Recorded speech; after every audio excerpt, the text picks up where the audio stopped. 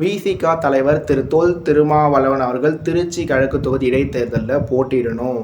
அந்த தொகுதி இடைத்தேர்தலில் போட்டியிட்டு திருமாவளவன் அவர்கள் ஜெயிக்கணும். திருமாவளவன் அவர்கள் திருச்சி கிழக்கு தொகுதியோட சட்டமன்ற உறுப்பினர் ஆன பிறகு அவர் தமிழ்நாட்டோட துணை முதலமைச்சர் ஆகணும் அப்படின்னு சொல்லி விசிகாவை சேர்ந்தவங்க ஒரு தீர்மானத்தை நிறைவேற்றிருக்காங்க. 2026 தமிழ்நாடு சட்டமன்ற தேர்தலோட தேர்தல் முடிவுகள் வெளியான பிறகு திரு விஜய் அவர்கள் தமிழ்நாட்டோட முதலமைச்சராக பொறுப்பேற்கிறதுக்கு முன்னாடி சொல்லி இந்த இடைப்பட்ட நாட்களில் திமுகவும் அதிமுக ஒன்று சேர்ந்து எடப்பாடி பழனிசாமி அவர்களை தமிழ்நாட்டோட முதலமைச்சர் ஆக்க போகிறாங்க அப்படின்னு சொல்லி ஒரு நியூஸ் வந்திருந்தது. அந்த நியூஸ் அப்படியே கரைஞ்ச பிறகு திமுகவும் அதிமுக ஒன்று சேர்ந்து திரு தொல் திருமாவளவன் அவர்களை தமிழ்நாட்டோட முதலமைச்சர் ஆக்க போகிறாங்க அப்படின்னு சொல்லி ஒரு நியூஸும் வந்திருந்தது. வெறுமனே ரெண்டு எம்எல்ஏக்களை மட்டும் வச்சிருக்க ஒரு கட்சியோட தலைவர் அவரே எம்எல்ஏவாக இருக்காத போது அவர் எப்படிங்க தமிழ்நாட்டோட முதலமைச்சர் ஆகலாம்? அது சரியான முடிவு இல்லைங்க, இது மக்கள் தீர்ப்புக்கு எதிரான முடிவுன்னு சொல்லி பல பேர் பேசியிருந்தாலும் அது என்ன தான் 100க்கு 100 உண்மையான விஷயமா இருந்தாலுமே கூட ஒருவேளை திமுகவும் அதிமுக ஒன்று சேர்ந்து திரு தொல் திருமாவளவன் அவர்களை அட்லீஸ்ட் ஒரே ஒரு நாள் அவரை தமிழ்நாட்டோட முதலமைச்சர் சீட்டில் உட்கார வச்சுருந்தாலும் அதில் நான் ரொம்ப சந்தோஷப்பட்டிருப்பேன். ஏன்னா நான் என்னோட பல வீடியோஸில் வெற்றி வீரர் திருமாவளவன், வெற்றி வீரர் தொல் திருமாவளவன் சொல்லி பல முறை பேசியிருக்கேன்.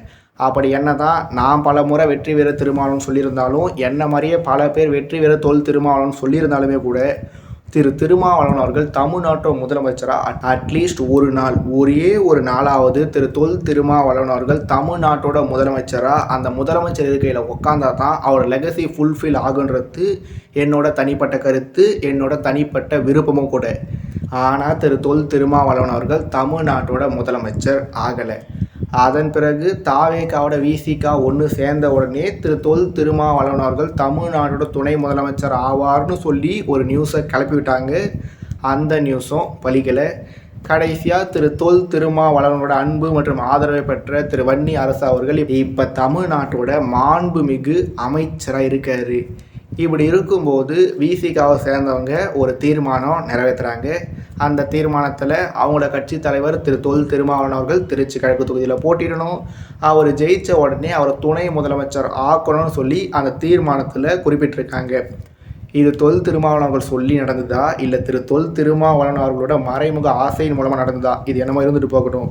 விடுதலை சிறுத்தைகள் கட்சியோட தலைவர் திரு தொல் திருமாவளவன் அவர்கள் மேலே எனக்கு என்ன தான் அரசியல் ரீதியாக எண்ணற்ற விமர்சனங்கள் இருந்தாலுமே இந்த தீர்மானத்தில் சொல்லப்பட்டிருக்கா மாதிரி ஒருவேளை அவர் திருச்சி கிழக்கு தொகுதியில் நின்று அவர் திருச்சி கிழக்கு தொகுதியில் ஜெயிச்சு அவர் தமிழ்நாட்டோட துணை முதலமைச்சர் ஆனார்னா மறுபடியும் நான் ஒரு முறை சொல்கிறேன், அந்த விஷயத்தில் சந்தோஷப்படுற ஒருத்தர் 10 பேர் 100 பேர் 1000 பேர் 1,00,000 பேர் கோடி பேர் அதில் சந்தோஷப்பட்டாங்கன்னா அதில் முதல் நபர் நானாக தான் இருப்பேன். ஆனால் என்னை பொறுத்த வரைக்கும் திரு விஜய் அவர்கள் அந்த மாதிரி ஒரு வாய்ப்பை திரு தொல் திருமாவளவன் அவர்களுக்கு கொடுக்கறதுக்கு 99.99% வாய்ப்பு இல்லை.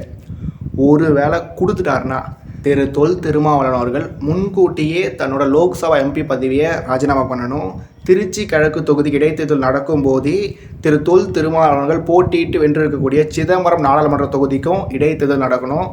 ரொம்ப முக்கியமான விஷயம்னா எம்எல்ஏ சீட்டு கொடுக்கறதுனால இடைத்தேர்தலில் போட்டியிடறதுக்கு திருமாவளவன் அவர்களுக்கு தாவேகா வாய்ப்பு கொடுக்கறதுனால எந்த ஒரு வகையிலுமே சிதம்பரம் தொகுதியை தாவேகாவுக்கு விட்டு கொடுத்துடவே கூடாதுன்றது என்னோட சின்ன கோரிக்கை. அதனால் திருமாவளவன் அவர்களுக்கு திருச்சி கிழக்கு தொகுதி இடைத்தேர்தலில் போட்டியிடறதுக்கான வாய்ப்பை திரு விஜய் அவர்கள் கொடுப்பாரா கொடுக்க மாட்டாரா? ஒருவேளை கொடுத்து திரு தொல் திருமாவளவன் அவர்கள் திருச்சி கிழக்கு தொகுதியில் வின் பண்ணிட்டாருன்னா அதன் பிறகு திரு விஜய் அவர்கள் திரு தொல் திருமாவளவன் அவர்களை தமிழ்நாடு துணை முதலமைச்சர் ஆக்குவாரா ஆக மாட்டாரா? ஒருவேளை திரு தொல் திருமாவளவன் அவர்கள் திருச்சி கிழக்கு தொகுதியில் போட்டியிடும் பட்சத்தில் சிதம்பரம் தொகுதிக்கும் இப்போவே இடைத்தேர்தல் வருமா இல்லை தனியாக இடைத்தேர்தல் வருமா?